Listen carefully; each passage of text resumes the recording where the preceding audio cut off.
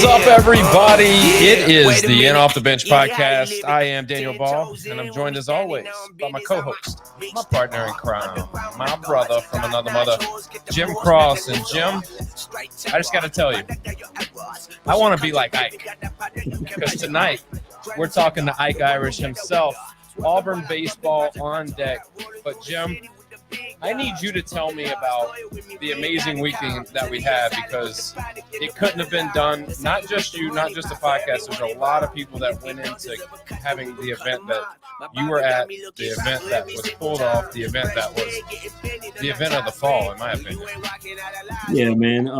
The local fall festival, you know, when it comes to what we've done, it all started here in DeSoto County in North Mississippi. But I think, Daniel, it wasn't necessarily about plugging the podcast. It was our amazing sponsors, right? And so to have all of them represented there to be able to promote their products. So it was cool to talk about the podcast. But Chinook Cidery, who's been with us from the beginning, man, 8 flavors, mild to wild, to be able to promote their product. Old Dominic, man, the amount of people, Daniel, when they were signing up for the giveaway, looking down that bottle and saying, hey, man, I need that, right? And then you had the Bell Smiths, so for the Mississippi State fans, which there was a lot, you know, obviously where I live, you know, all of them across the board, Athletic Collection, Relief Chiropractic. I mean, I'd be here all day if I list them all off, but Truvy, all giving products for the giveaway, able to promote them. So not only able to tell them about the podcast and what we do, promoting athletes, promoting the products, promoting the sponsors that put us out there. And on top of that, Daniel,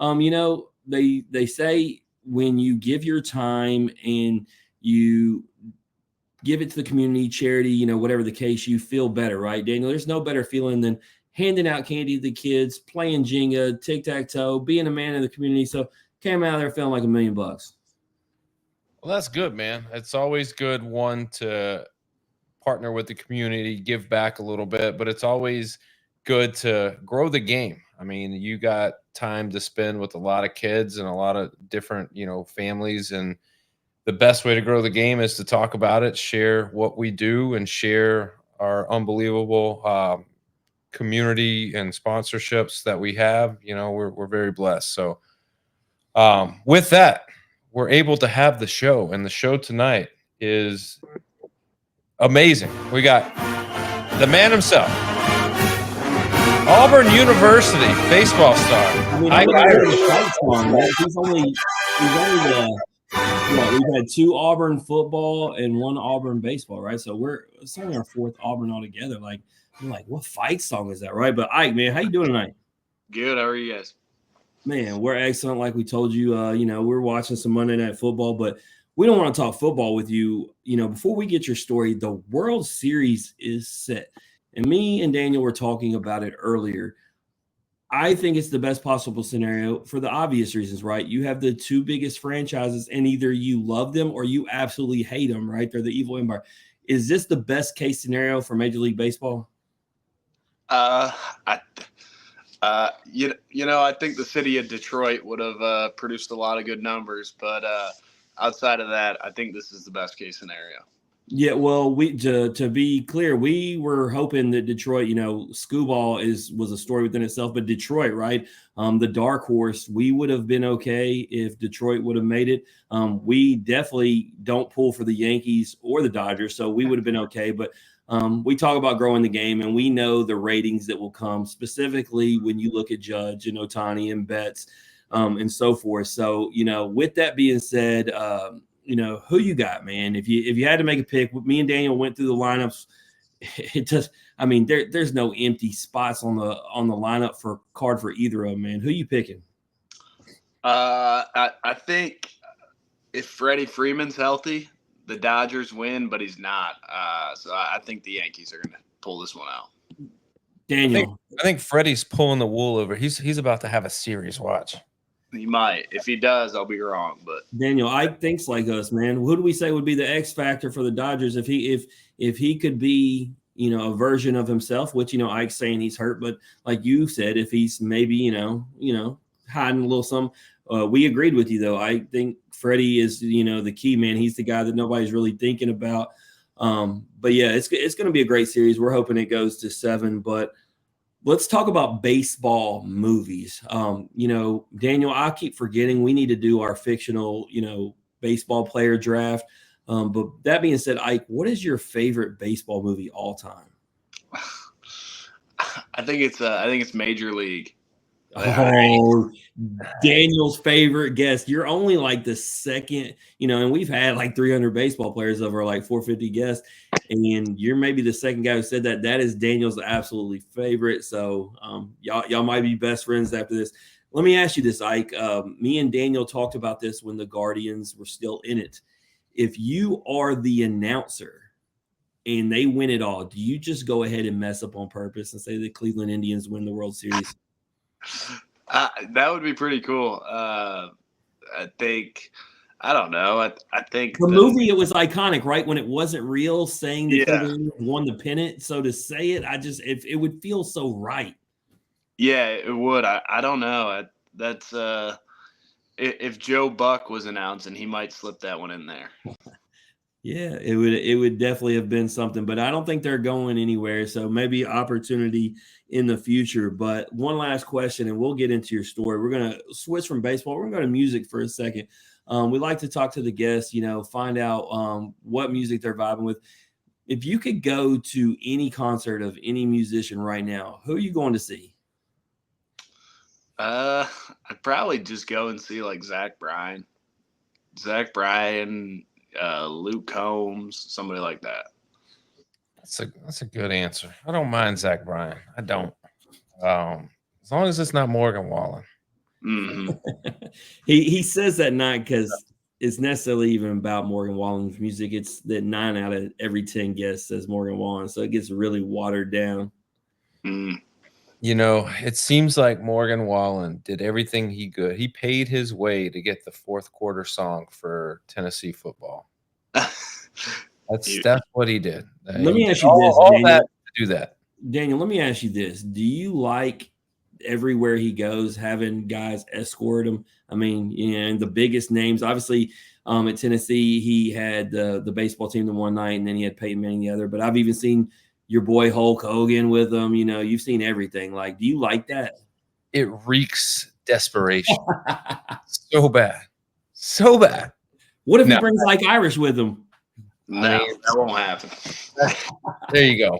See, Ike's smarter than that. He ain't selling out to no Morgan Wallen. Taylor Swift, maybe. Morgan Wallen, not a chance. Not a chance. But Ike, man, let's jump into it, man. Obviously, we got to start from the beginning. So let's go back to home. Where is home for you? I'm a Michigan kid. I grew up in Michigan my whole life. From the west side of the state. And I don't know. I think that's what helps me play with a little chip on my shoulder. In Michigan, it's not really known for baseball. It's known for being cold. But outside of that, just growing up, it was like, he's a cold weather guy, or he's a cold weather bat, and all this stuff. But I couldn't be more proud, to be from Michigan. What does that even mean? Cold weather bat.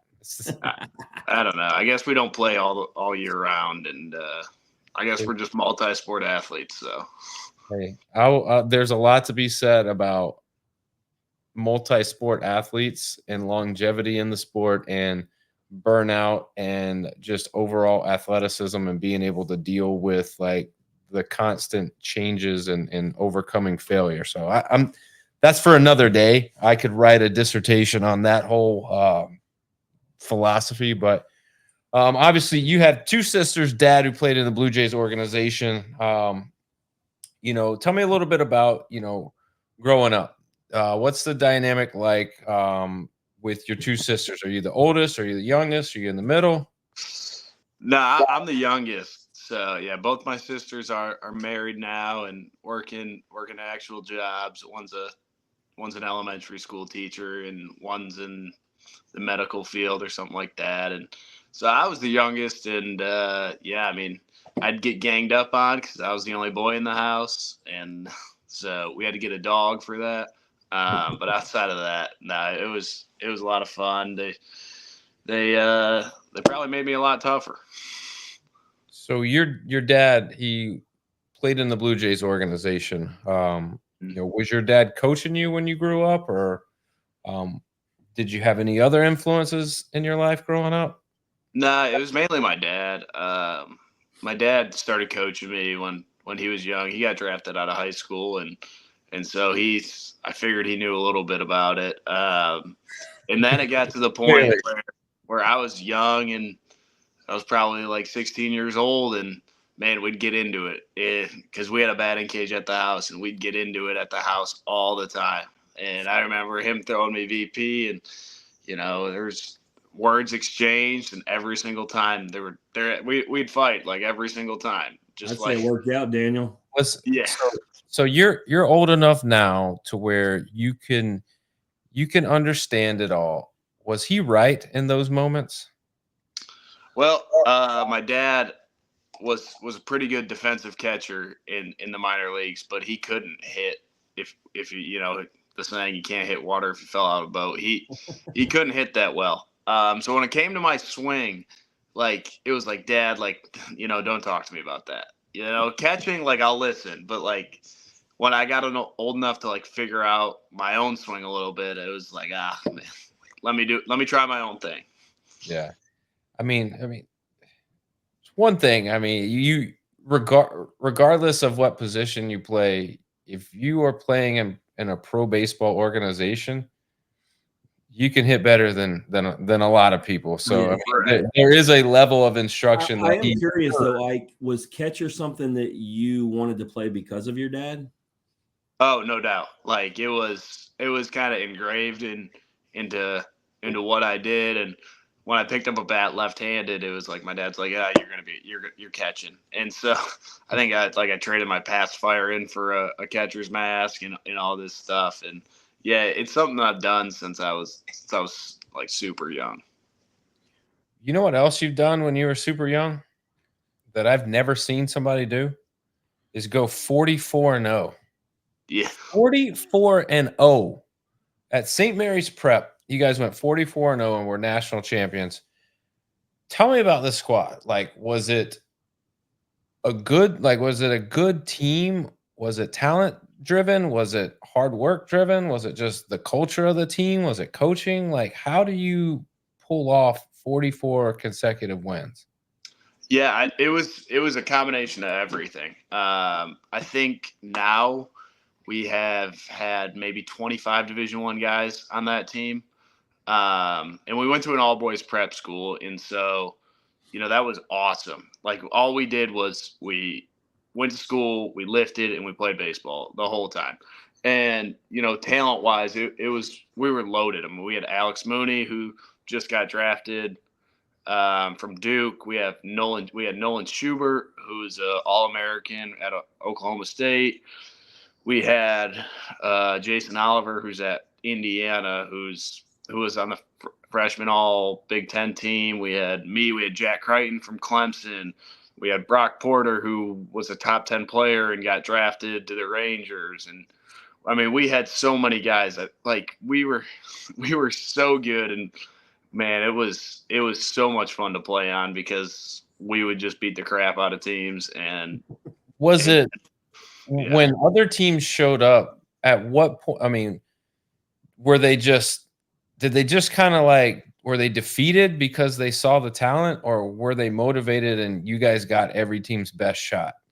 No, it depended on the team. Like we would play some small schools, and like I still remember it was my junior year, and Alex Mooney hit a home run, and the center fielder and left fielder just started clapping for him. Like it was just so dumb. Because we'd play other teams and they'd have a Division I commit or a Division II commit, and it was like, well, we have like 22 of those, and we're just better than, like we were probably the best team in Michigan history is what I'd like to see a team better than us, but I don't think Daniel, the idea best team in America. Yeah, Daniel, the thing that I get the privilege of seeing a lot of top 10 teams, right? Especially in Mississippi, Louisiana area over the last X amount of years. And at some point, they usually trip up no matter how talented. They don't ever go unscathed. That's what impresses me. I mean, you see it at every level. Usually somebody trips up, man, especially in a 44 game Well, what it comes down to is depth, because at some point in the season, you're going to play somebody where you need, in the nicest way possible, your starters don't need to be playing in that game, if that makes sense. And when you're not as deep, those types of teams get lucky and run into baseballs, and you might make some errors and keep them in the game. And then before you know it, it's a bloop hit here or a double down the line that catches chalk, and you end up losing. So you got to have a lot of trust. You got to have a lot of depth. And with 22 Division I prospects, it doesn't seem like depth was an issue for old St. Mary's Prep there. And what I liked, he also said, Daniel, was talking about being an all-boys school, being on focus. Daniel, man, if we would have eliminated the girls of our life, maybe we would have been better than we were. I mean, I wasn't the ladies' man in high school, so I was. You never not have a girlfriend. Don't come on this show and lie. You're not lying. You met your wife in high school. Quit lying. I was one ladies' man. Still, nonetheless, I was a lady man. It's a distraction. Ike was focused on the game alone, and that's why he excelled at a high rate. There might be something to be said about that. Well, he was so focused. He was rated by Perfect Game the 39th best player in the class. He was the number 3 catcher and the number 2 player and the top-ranked catcher in Michigan. For you, giving all of those like high-level accolades, what was the recruiting process like? Was it something at a young age where you knew you were going to go to the next level, or was it something later in high school, later at your prep school where you're going, oh man, I'm getting a lot of attention, like maybe this is something that I could take to the next level? Nah, it started off in 8th grade. I took visits to Michigan and Michigan. Oh, 8th grade, man. Yeah, it was nuts. Dude, let me tell you something. There is so many. I don't know what it is about 8th grade.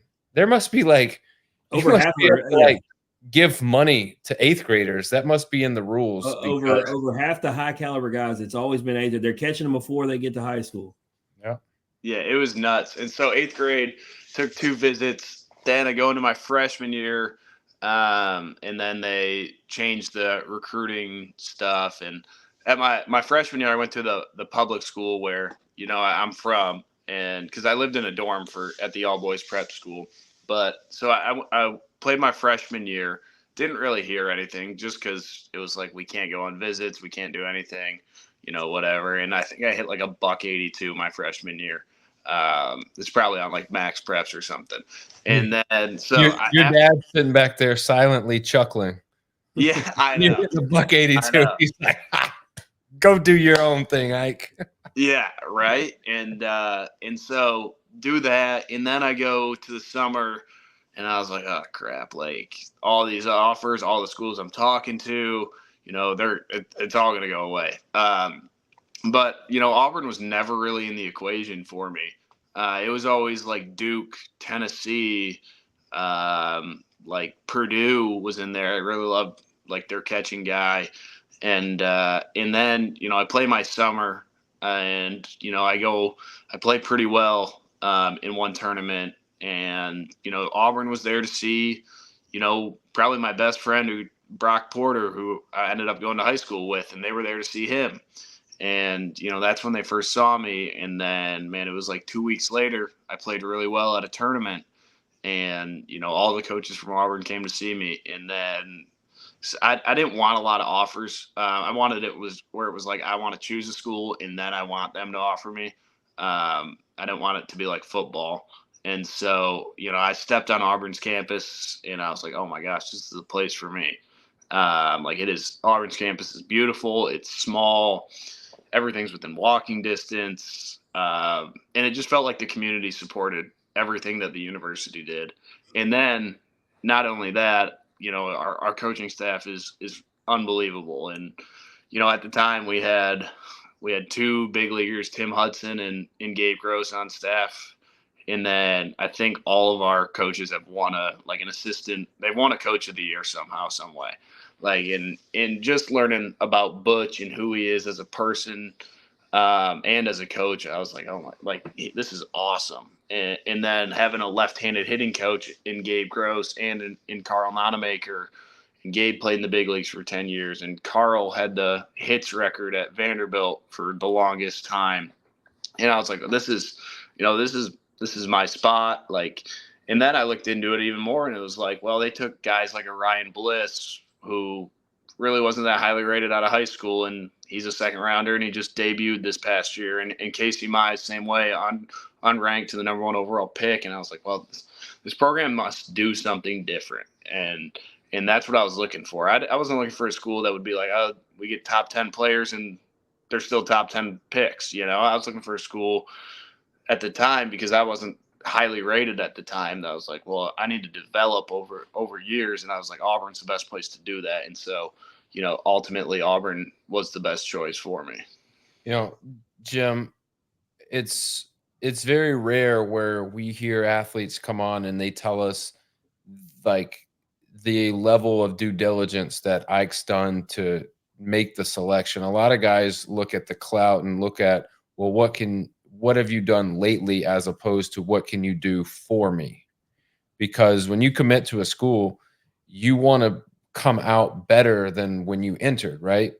So when guys go in with that mentality, what can you do for me? Like, you can leave knowing I was able to get great instruction from great coaches. I developed, I had the time, I had the patience, I had everything working with me to get better.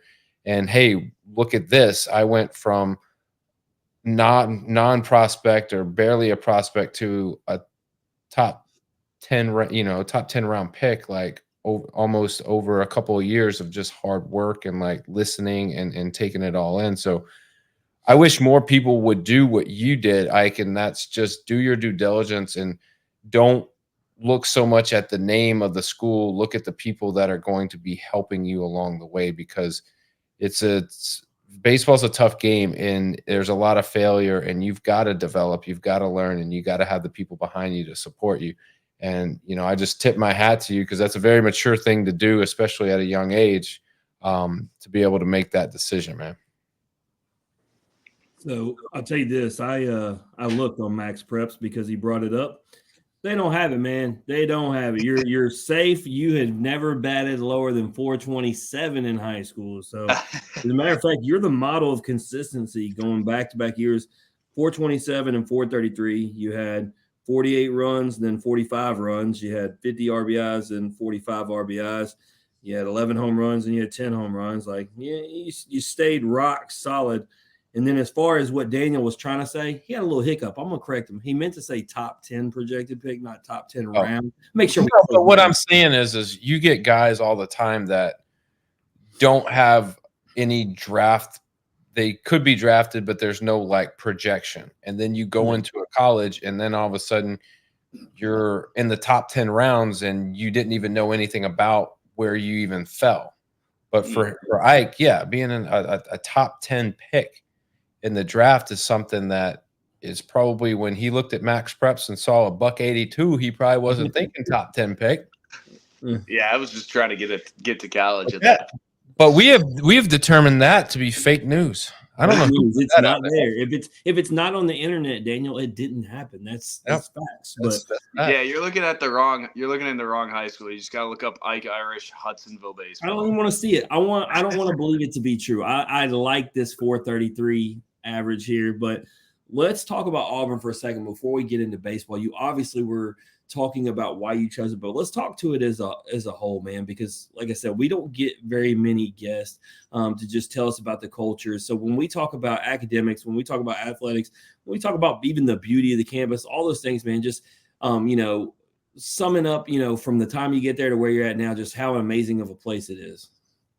No, it's truly unbelievable. It's like when I first heard of Auburn, I was like, I don't even know where that is. And I think we get forgot about because we're close to Atlanta, but we're not really close. We're not really close to a lot of things, but we're kind of close, if that makes sense. We're about an hour away from another big city or something like that. But it's weird. Like when you see the eagle flight at a football game, and when you hear all the pregame festivities, and when we've struggled in football, but yet when Cadillac Williams was the head coach and we were like 4-8, something like that, and we sell out a game against Texas A&M because Auburn fans are supporting Cadillac in the team. It's like I don't know many more places, especially in the SEC, where football is king, that would happen. And then you step on campus and it's like, well, you have Samford Hall, which is known by a lot of people, and you have all of these like different buildings that, in not only that, like everything's brick here, so it looks awesome. It's our basketball arena. It's like free admission to all students, so there's lines for days, waiting outside just to be because it's first come first serve, and waiting in line, and you're walking to class and you see the tents outside, and it's like, well, we play Kentucky in like a week and a half. Like this is insane. And then our athletic facilities and all the help and resources that we have, and it's that, like, I couldn't ask for a better college experience. And especially what makes Auburn really special is like the people that are here. In our locker room, I think I'd let my daughter date almost every single one of the players on our team. Like we have good people. Daniel, that's a risky comment if I've ever heard one. Well, they're both married, so it will never happen. But like we just have good people, guys that know that we're there to play baseball. We're not here to party. We're not here to be out late on a Monday night. We're here to play baseball, and we're here to do our job and do it well. And I think that all stems from the head coach and Butch and all that stuff. Yeah, I absolutely love it. You describing every factor and phase into it.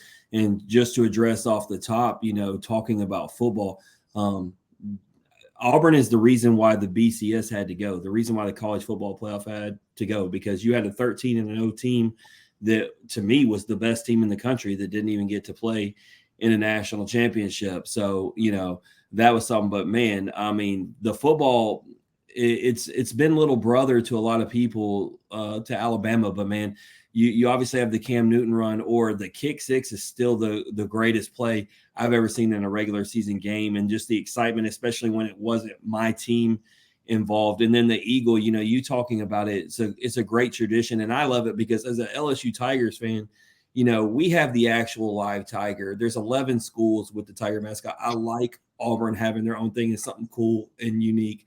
And I've been on campus. I haven't been able to watch a game in Plainsman, but I have been there. I've seen how beautiful the campus is, like you're talking about. So all the things that you said, I agree with. I obviously know they're a high quality, academic school. So I love everything you said and the reason you picked there. And it's good to hear it because, like I said, we don't get to talk to enough Auburn guests to solidify that.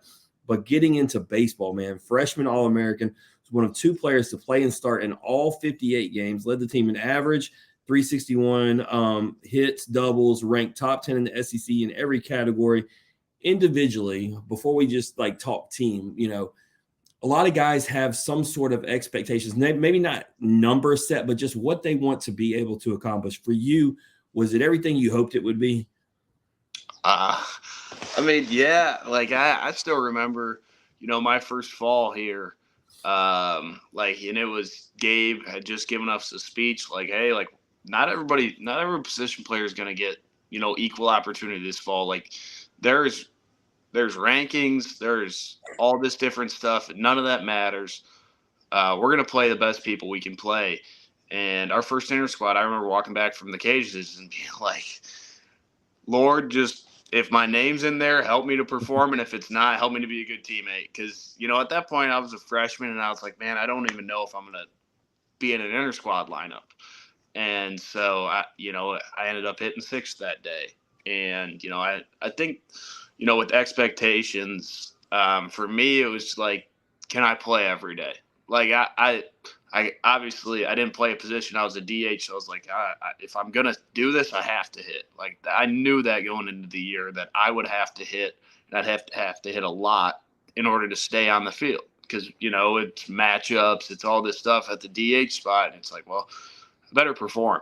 And, I played pretty well. And I think that, it all started with, my first hit in college baseball was a routine ground ball to shortstop that he double shuffled and I beat it out. And once I got that first hit on the board, it really calmed me down. And it was like, oh, this is still baseball. And then we had an interview with, it was like ESPN or SEC before SEC play started. And it was like, what's going to be different? And, I was dumb and young. And I said, well, everybody still throws a fastball. And then I saw Hagen Smith at Arkansas in like 30-degree weather. And he, just good morning, good evening, good night at me.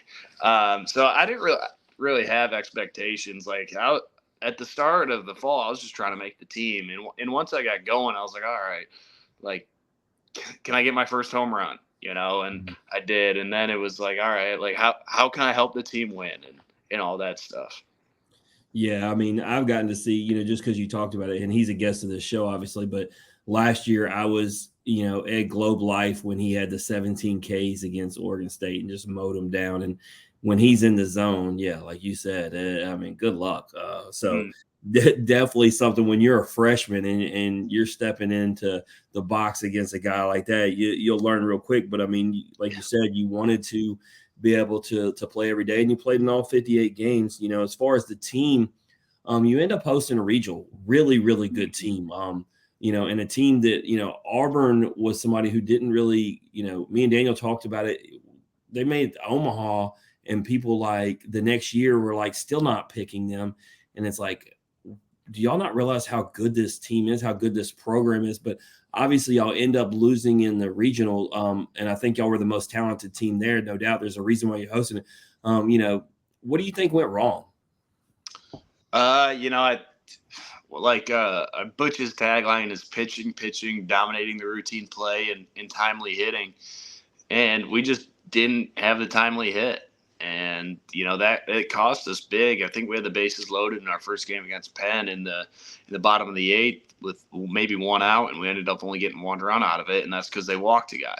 And so, we just lacked the timely hit. We were uber talented. I mean, the guy who I hit in front of most of the year set our home run record. Bryson Ware, he had 20. We had Cole Foster on that team, who's a third-round pick and who's a stud. We were loaded throughout the lineup, and our bats went cold at the wrong times. And we were hot. We were the best team probably in the nation in the back stretch of the SEC play. I mean, we went like 15-3, I think.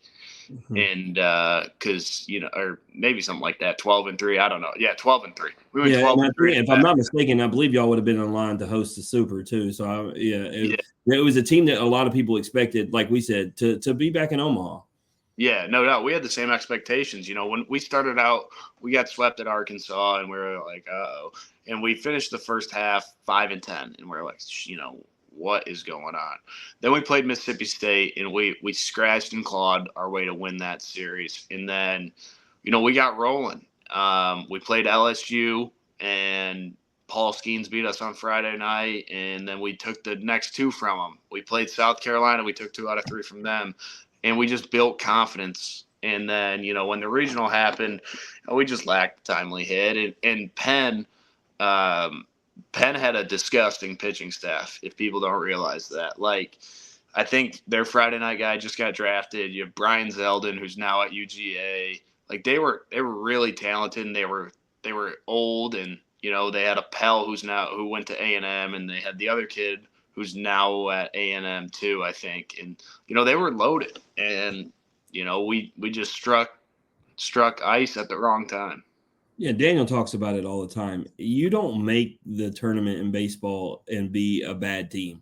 Like, the people say, oh, I haven't heard nothing about Penn. They're not in there for fun. They clearly had a reason they were there. And, we saw it, I got to see it in person with this past season with Evansville, right? Like, and people were like, oh, they're like some Cinderella team. But no, man, they were there for a reason. And if you looked at their season and statistics, so we understand that all together. Last season you turned in 319, 403, 627 slash line. But what I want to talk about, man, catcher, DH, right field. We had the same conversation with Charlie Condon. When you can hit, your coach is going to find a way to play you anywhere. And so, how important is that to you, knowing that, you will do whatever is asked and that you're, like I said, because you can swing it, man, we're going to get you in the lineup. But I like the versatility, man, being able to play catcher, then play right field. I mean, talking about night and day. So, just talk about the importance of that. Yeah, it's huge. Last season, I dealt with a few injuries. I dealt with a hand and I dealt with an ankle. And up until that point, like the only time I'd play right field is if our right fielder was sick. And then we had a conversation I did with our coaching staff, and it was like, hey, we can't have a foul ball just hitting that hand again. Like we can't have that happen. And so then I moved out to right field. And then I sprained my ankle at Mississippi State, and they were like, well, we have to DH you. And so, but when you're healthy again, we need your bat in the lineup and in the field. And so they're like, as soon as you can, run on that thing, you're going back out to the outfield. And, I love that. I think being versatile is huge. And I don't want to be like just a fat catcher. I like to be athletic and move around. And I know I can hold somebody out from right field, man. Daniel, there ain't no doubt. I was seeing him throw behind the dish. It's like it's one of those things as a coach. You know what? I guarantee you he can throw somebody out trying to run to second. I've seen catchers get on the bump and bring it, dude. Yeah, I mean, Logan maybe next year, coach will be like, "We'll be up, you'll be up," like 15-2 in a non-con, and you have to play it out. I'm like, I go out there on the bump and see what you got. I don't think that'll ever happen. Although I'll probably beg for it. They told Ike, we're afraid that you're going to get hit with a foul ball. You need to go to the outfield, bro. They ain't putting Ike on the bump. Come on, man. So I want to talk about one specific stretch last year because obviously for the team just wasn't the best season, but man, for you, A&M, Arkansas, like big series, you have a stretch where you go 10 for 17, 4 home runs, 11 RBIs. What's a groove like that, feel and we're talking about, Arkansas and A&M, like, obviously elite SEC, pitching, teams. What did that groove feel like, especially in the middle of SEC play? Yeah, I thought I was like, I was just thinking like I got to perform. Like we have to turn this season around. And, if we want to do that, like our best players have to play the best in the biggest moments. And so that was our mentality with, the core group of guys on our team was like, we have to perform.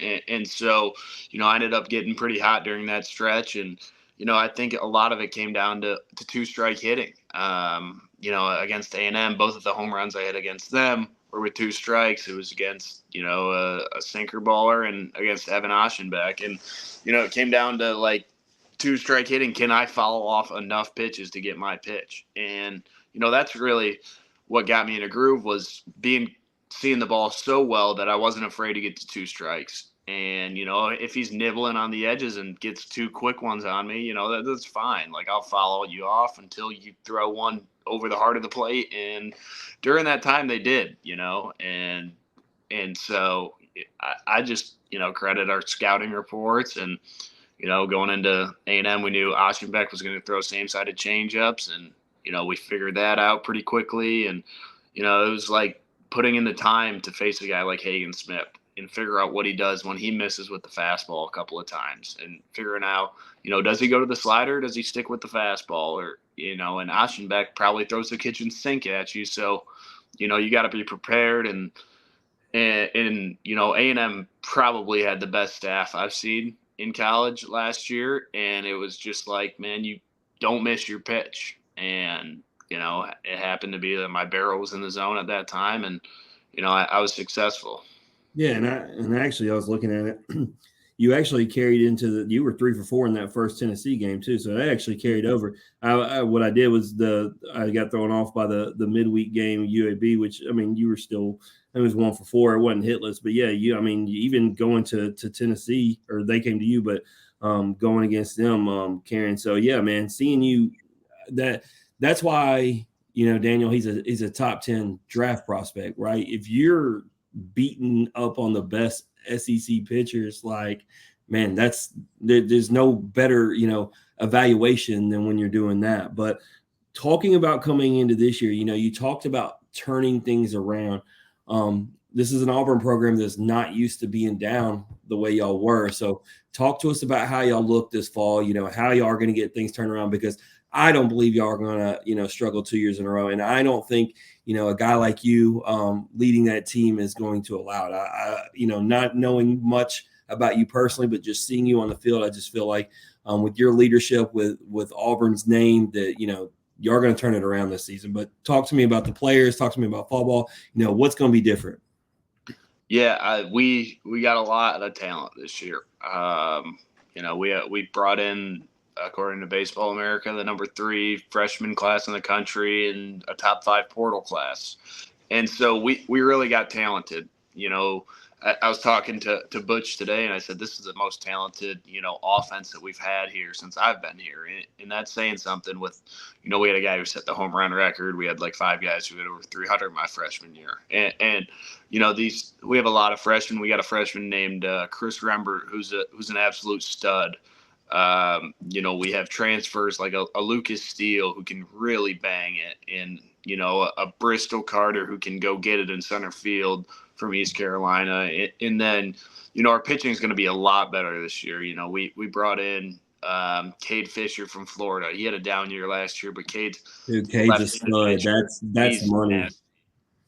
We got a kid named Jackson Sanders, who's a freshman, who probably has the best stuff on our team, and he's filthy. We got a Hayden Murphy, who's a returner, but he took big steps in the Cape this summer, and he looks really good this fall. And it's a lot of guys who have really grown their games and used the offseason in the summer, either in summer ball or just getting their bodies back in shape to be able to perform at their best this year. And I think we're more focused than ever.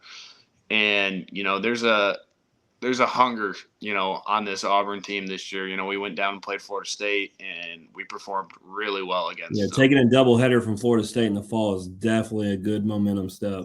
Yeah, I mean, now granted, they didn't throw Jamie Arnold, who's probably the first pitcher off the board this year, but they still are loaded and they're deep, and it was just we played how we expected to play. Like at Auburn, we expect to play well and we expect to compete at the highest level. And last year we didn't. But this year with some fresh faces and a lot of returners and some older guys, we expect to play at the highest level. And I mean, I'll be damned if we don't.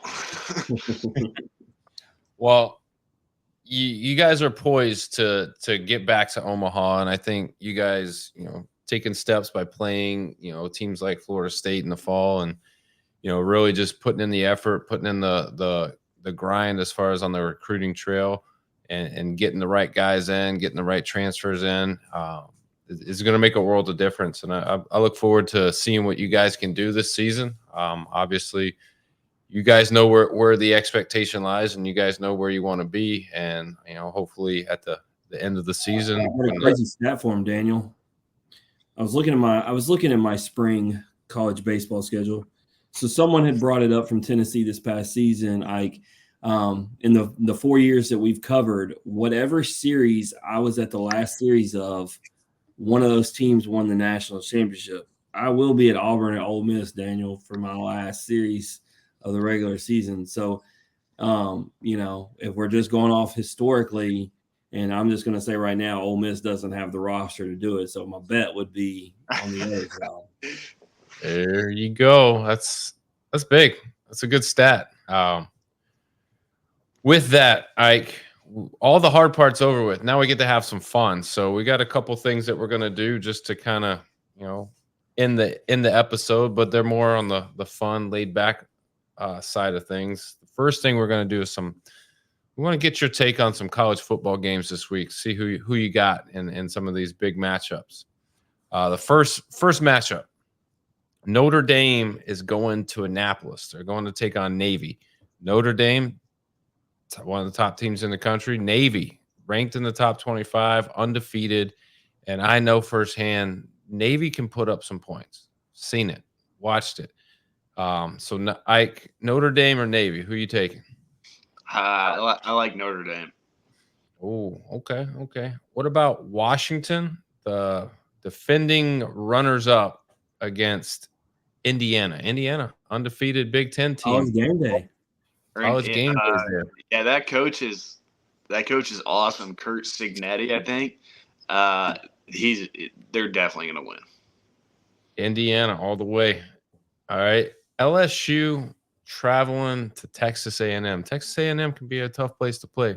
LSU number 7 in the country. I don't know. I'll probably go A&M because they're at home. Oh, episode over. Finding and recording. Man, come on, Ike. Be better than that. You know what's crazy, Daniel? If you would have been asking me, I'm opposite of Ike on all 3 so far. All 3. Dang. All 3. You think Washington's going to beat Indiana? Dude, who's the quarterback of Washington? Will Rogers. But what show did he come on? I mean, he came on this show, but okay, I'm not picking against the off the bench guess. 2 years ago. And I don't 20 years ago. I don't know how that. In the first game, what branch of the military was I in? Look, let's be I'm real. picking the Navy. I get that, but what I want to know is, does the in off the bench effect work if you lose to a Memphis team and then you switch schools and then no, the in off the bench effect didn't work because he came on here, looked at me and you, and said he was going to dice up the Memphis and LSU defense, and then didn't. And that's what happens when you come on here and get cocky. Well, I told him, I said, if you think it's gonna be easy, you're gonna be sadly. Notice Ike ain't coming on here talking about who he's gonna beat. That's not gonna work out for you. That's not how we do it here. All right, here's a game that intrigues me. Illinois, another undefeated Big Ten team, traveling to Oregon. Oregon, the number 1 team in the country. Oregon is a tough place to play. Does Illinois got the firepower, or do the Ducks just quack attack them? Nah, Oregon's legit. They beat up on Michigan State in Autzen. We kind of sold that game, but yeah, Oregon's legit.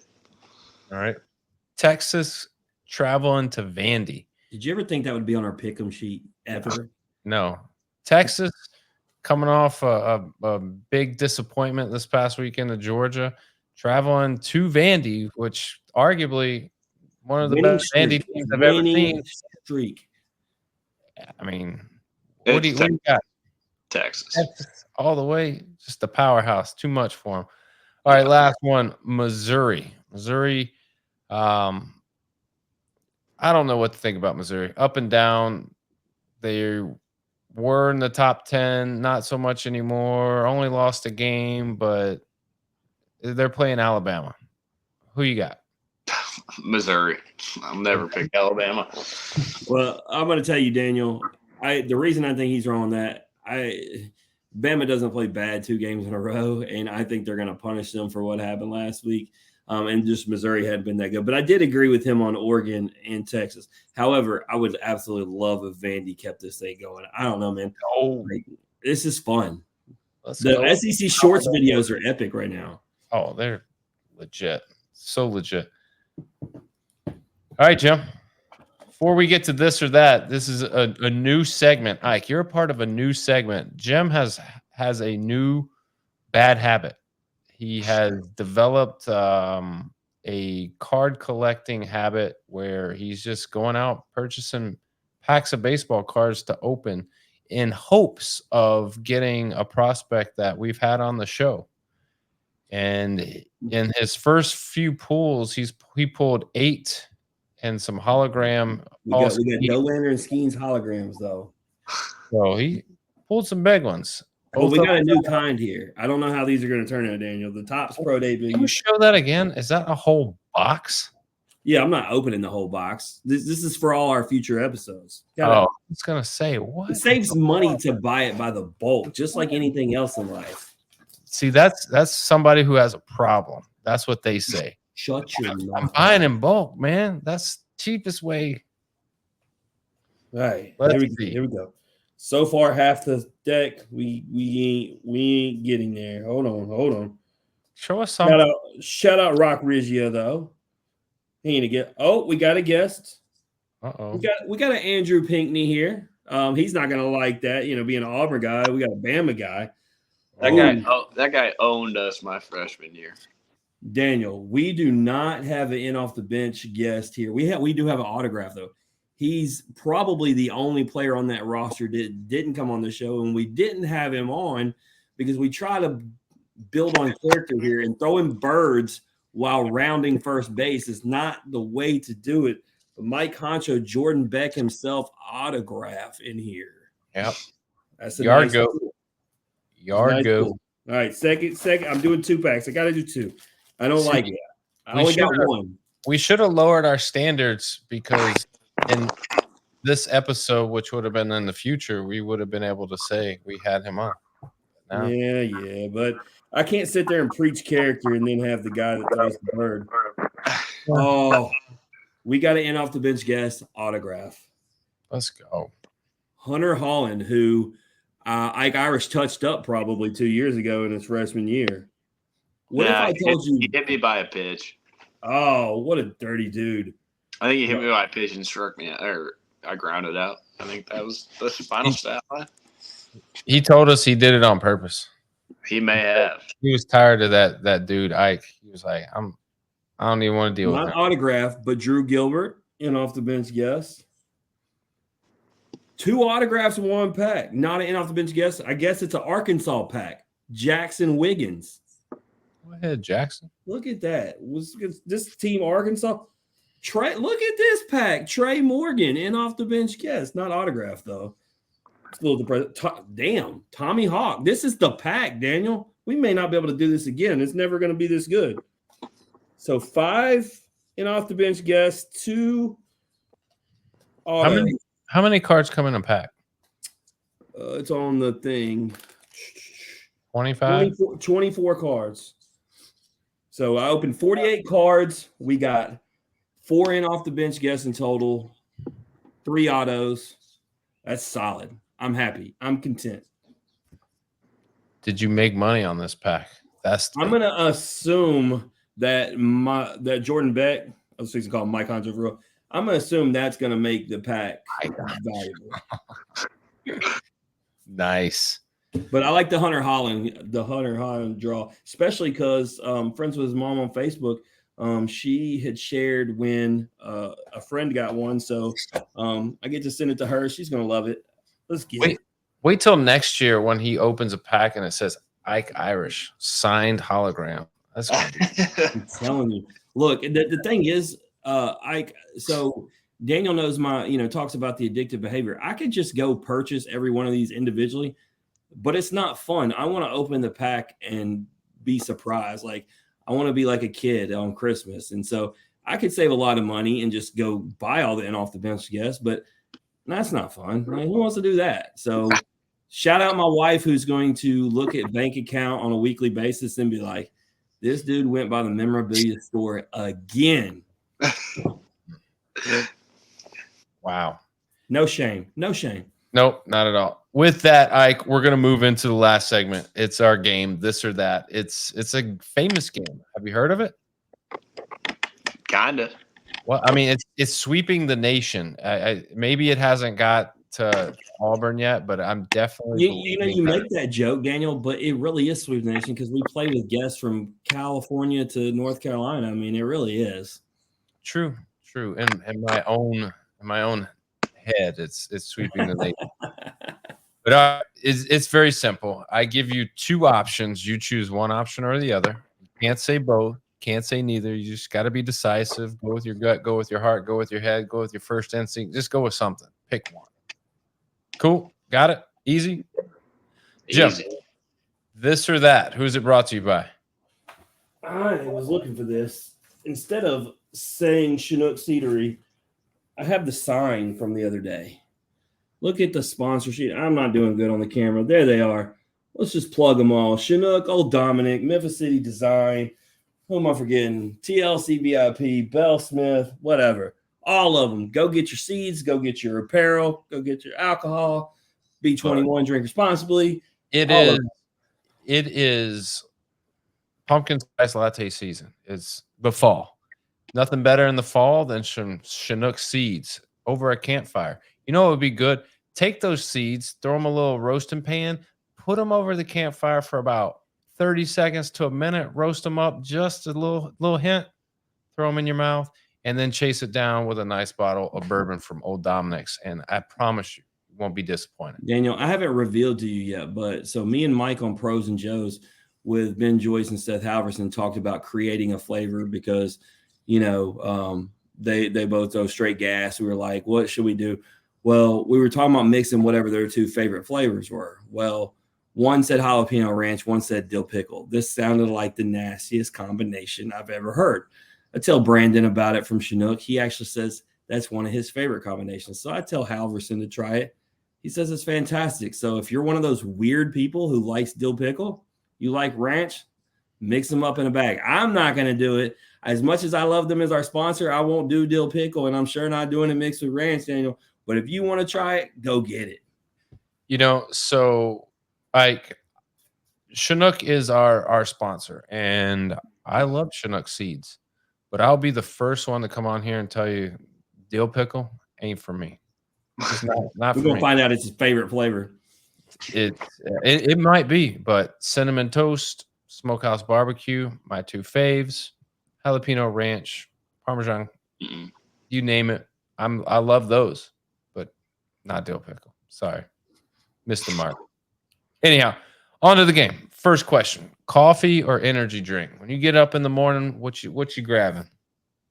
I'd probably say coffee. Coffee. How do you take your coffee? You put sugar with a lot of creamer. Oh, no. Half and half. Nah, might as well be drinking a milkshake. Exactly. Tastes good.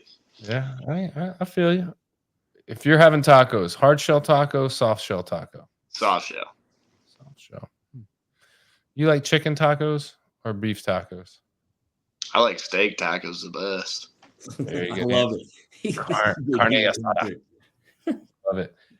Better atmosphere to play in: Baum Walker or Bluebell? Bluebell's electric by far. Bluebell is like a soccer game. Who has the best ice cream, Baum Walker or Bluebell? Bluebell. So Daniel, him saying that this is why look. Fans can argue all they want. It's becoming unanimous from the players of guys that are neither on that team saying Bluebell. That's why I can't wait to go. LSU goes there this year. I'm going to go. I've got to see it because you're one of many players like this has just came on here, and it's Bluebell against whoever. It's not just Baum Walker. Bluebell is clearly not getting enough love because they don't have it ranked in the top 3 in the SEC, but yet every guy comes in here and tells me different. So, Daniel, I got to be a part of this environment this year. I mean, I'd go out on a limb and say Bluebell's the best environment in college baseball. Look at that. Very true. I'm surprised, Jim, you put Baum Walker on there. Well, he hasn't been to the box. Oh. Have you been to Alex box? Yeah, I did. I didn't play though. I was hurt. I was in a booth. Okay. See, because I'm not crazy, Daniel. I look at his stat sheet to see where he's been. LSU wasn't on there. LSU came to him though. Gotcha. All right. Let's jump to some minor league baseball mascots. Who has a better mascot, the Rumble Ponies or the Mud Hens? The Ponies. The Ponies. That's a good one. What about the Biscuits or the Rubber Ducks? The Biscuits. I played in their stadium. It's pretty cool. Yeah, butter up, baby. Butter up. Yard Goat or a Trash Panda? Trash Pandas. Trash Panda. Yeah, I mean, you can't beat any of those. I do like the Yard Goat. So, would you rather wrestle a bear or a tiger? A bear. Yeah. It's going to be quick either way, but if you're going to survive one. Worth noting, Daniel, speaking of, because this top series, they're not the guys in their pro uniforms. They're in the minor league, or they're not in the MLB uniforms. Jordan Bex is in the Yard Goat, just so you know. the auto. So I got a Yard Goat autograph.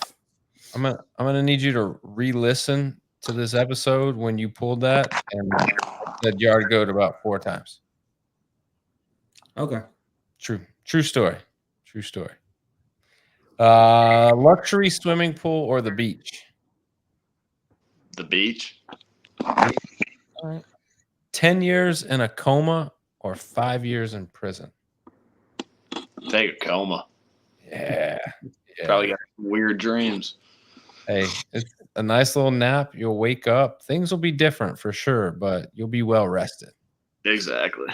He's one of the first baseball players that come on here. Give me jail. Shut up. Nah, man. Any dude that comes on here talking about give me jail, lying through their teeth, man. All right, Ike. Last question. This is the money question. Would you rather be the first pick in the MLB draft this year, or would you rather be a national champion? National champion. No doubt. What? Even if the first pick is $10 million just to sign your name? Nah. I think a national championship would mean a lot more to the fans here and a lot more to the university. I mean, this is where I've lived the past 3 years. And 1-1 is only for one time. I mean, a national championship, you're coming back 10 years later. You're coming back 15, 20, 25. Daniel, I'll tell you. So we've obviously had Skeens on here twice. So we've had the 1-1 and a national champion. Between just not even going through the whole list, but between Laviolette and Ike alone, this is a very good chance that we could have 1-1 and a national champion again. I'm just saying. I mean, it's very true. Very, very true. Well, Ike, anything you want to plug or promote, man, before you get out of here? Nah, I don't got nothing. Nothing. No social media, no rep the merch, no big plans, no just a simple hi to mom and dad. Nah, I don't do any of that stuff. I don't have a merch. I don't want to deal with those details. I got you. Well, here's the deal. If you want to follow Ike, if you go onto any social media platform, type in Auburn Baseball, I guarantee you'll get all the information you need. That's stats, highlights, pitch and rotations, hype videos, you name it, you'll see it. Check them out. Follow the Tigers. Big things this year for you guys, Ike. I don't want to put any pressure on you, but that's my expectation for you, and I know my expectation holds a lot of weight. So. Thank you. I'll tell you this. I'm going to put pressure on him. If he doesn't want to do the merch, but if he don't want to be an ambassador for Chinook Seedery at Auburn, I'm going to be highly disappointed because we don't have anybody there. We need somebody there to rep the brand, get the free seeds. It's the easiest thing you'll ever have to do. Hey, I'd rather our school just buys the seeds. We get them business already. Oh, look at him. He don't want to rep for us. Look at this guy. I mean, we buy their seeds already, and we chew them every day. What is your favorite flavor then? Parmesan garlic. There you go. At least he didn't say dill pickle. He may be 1-1. That was Skeen's flavor too. I mean, lemon pepper's pretty good. The Bobby Witt one. Ike is committed. He's committed to the game. He's committed to his development. He's not letting anything, not even a sunflower seed, stand in his way. I can respect that, man. I can respect that. Well, hey, if there's anything we can do for you along the way, if you have any merch or anything like that you want to plug later on, if you just want to hop on and give us an update, feel free, man. Reach out to us. We'd love to have you back on. But as always, we are going to support you either way. Awesome. Thank you, guys. All right. Appreciate it. That's Ike Irish, everybody. Jim, before we get out of here, man, we got to grow the game. So what are you growing? Yeah, well, we talked about one. I had two because one we had already kind of talked about. But, Indiana, we talked about that, right? College football is not a game that necessarily needs grown. But if you want to grow it to the areas where maybe it's not as big, holding College Game Day there with the Indiana Hoosiers is the way to do it, right? We've seen it, obviously, places like Memphis would have been there, but even smaller schools. We saw them do it this year at Cal, right? Amazing environment. So even with as big as college football is, when we talk about growing the game, because it's any sport, going to the smaller places, I love it, Daniel. You can go to an SEC school, or a Big Ten school every week. Well, I guess Indiana Big Ten, but smaller one. You get what I'm saying. I like it. They need to do it at least, 2, 3, 4 times a year. You agree? Yeah, absolutely. I always wondered this. What do you think the answer to this question is? Do you think chancellors and presidents of university like knowing that in less than a week's time, they're going to have to prepare their campuses for this game day event? Obviously, it brings big time publicity to the school, but I feel like it can be more of a pain in the ass than anything. What's your take on it? I mean, it's definitely probably a pain, but if you're Indiana, I think you'll gladly take it. I would imagine that Indiana has the capacity to do it. Some of these schools, it may be stressful, right? Like I think last year, to just thinking about the regionals, right? UCSB was, can we actually even hold it? Or not UCSB, what I said, who or was it UCSB? Who dang, JJ went out there. Is that who hosted in the Long Beach State? Or was it San Diego? I'm all of a sudden having a brain fart. But anyway, small school out in Cali that not only doesn't even hold 1,000 people in their park, and next thing you know, they're hosting a regional, and they're like, can we actually have it here? Yeah, like that kind of thing. So I think those schools definitely tougher, but I mean, it's something that I would welcome no matter what. To my school, I'd want that kind of environment. And I guess if you can't hold it there, you do what Memphis did, right? Just take it downtown, baby. Yeah, bro. I mean, figure it out. That's what I would say. Yeah, come on, and just go to town figuring it out. You should have the people surrounding you to help you make those decisions and figure it out and do big things for your university. This is a disclaimer. Any university out there that wants a president or a chancellor that is down for anything like that, I'm your guy. I'm your guy. Like, if game day tells me they're coming, I'll be the first one in line. Trust me. I'll be out there camped out with everybody, just getting after it, ready. The other grow the game. You saw the video. I think it's awesome. I actually was in about 10 different images that Mississippi State posted, Daniel. And in all 10, I had my phone and was filming. And I have no shame because I was filming the environment in Oxford. Mississippi State fans took over on the field, in the stands. It's absolutely electric. And I love seeing packed out. No parking, nowhere to sit. Mississippi State wins the Magnolia Cup. Our guests continue to keep on trucking. New rankings came out. They hold firm at number 3. Got to take care of our man, Nick Zimmerman. Old Dominic's rep, Clint, who we work with, Mississippi State alum, took care of our guy because he came on this show, said he wanted to try it, and didn't just give him the regular stuff. Obviously, told you gave him the bonded. So took care of him. They got the cup. They got the sponsors involved. They got the dub, everything. Great environment. And so shout out to, college soccer, man, continuing to grow the game. Mississippi State dubs, growing the game dubs. Hey, and your girl, and your girl, and I'm calling her your girl because you said yellow card suspensions are your thing. Macy Hodge got her 5th yellow card during that game. She is suspended for Texas A&M.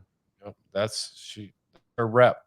Get the reputation for hard nose. Ain't nobody gonna mess with Macy, especially not the next game because she ain't gonna be playing. So, but all right, man, ready to get out of here? Yeah, especially since I was just looking. Man, we win in fantasy, baby. Me and you. I don't know. Derrick Henry just busted one. Thankfully, bro, you got 4 touchdowns from Lamar. Quit playing. It's all good. All right. I want to thank Ike Irish for joining us. If you like hearing Ike's story or just like hearing us average Joes talk X's and O's, please like and share the podcast on Facebook. Retweet us on X. Listen and subscribe wherever you stream your podcast. As always, comments, ratings, feedback, thumbs up, hearts, hugs, love. We'll take it all. Jim, big week. What's going on the rest of this week? What we got? Oh man, you had me off guard. We got Garrett Michael from Virginia Tech. We got Dylan Eskew from South Carolina. Pros and Joes, there's like 3 different pair possibilities. I'm not gonna say which one until I lock it down, but nonetheless, there will be an episode. So baseball, baseball, baseball. But the best part, Jaden, we just did Auburn. We're gonna do Virginia Tech. We're gonna do South Carolina. Like we're on the move, bro. Let's go. A lot of good ones coming up and a lot of good ones in store. I'm ready. Baseball is inching closer. You know what that means, Jim? We got to start preparing our list for season 2 of Survivor. Get it. Man, we got so many options. It's gonna get wild. Gonna get wild. I'm taking We Ike got Irish. to find a fourth to go along with Alex, though. Obviously, we had to replace AJ. We just handed the team to Brent. Brent doesn't know anything. We got to find a fourth knowledgeable person to get in on this draft so it can get even more intense. Mike Hughes. No, I said knowledgeable. Sorry, Mike. You're out. Until next time. This has been the Off the Bench podcast. As always, remember, strong body, sharp minds, grit and grind all the time. We're out.